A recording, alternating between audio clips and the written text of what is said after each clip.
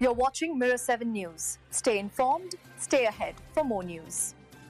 The question of whether Ottawa should raise the Goods and Services Tax, the GST, has sparked a wave of debate across the country. At the heart of it lies a tough choice. Should the federal government take in more revenue through higher taxes to tackle Canada's growing deficit?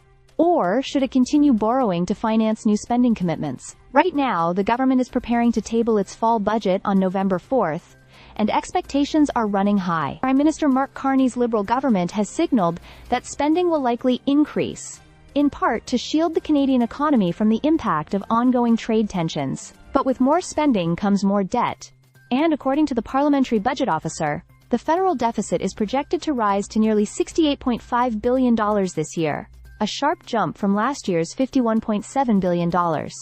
In the middle of this fiscal storm, a group of Canadian business leaders and economists has suggested that if new revenue is needed, raising the GST would be the best option. Their reasoning is that the GST, which currently sits at 5%, is considered one of the least economically damaging ways for government to raise money.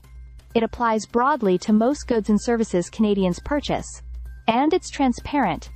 Everyone sees it on their receipts. But while experts may see efficiency in such a tax, ordinary Canadians and small business owners see another story. Dan Kelly of the Canadian Federation of Independent Business warned that a higher GST would immediately squeeze household budgets already stretched by years of inflation. Consumers would have less money left over to spend, which could hit local businesses hard.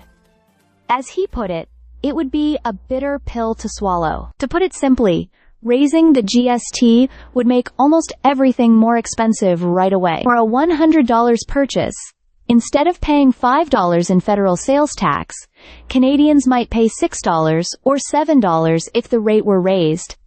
That adds up quickly, especially when combined with provincial sales taxes, which already make the final bill much steeper in some provinces. Politically, this is also risky territory. Canadians remember that the GST was last reduced under Stephen Harper's government, first from 7 to 6% in 2006, and then down to 5% in 2008. Any attempt to reverse that move could spark a voter backlash. As one business leader put it, raising the GST may be a strong revenue tool, but for politicians, it could act like kryptonite, dangerous to touch if they want to stay in power. So the debate is now set.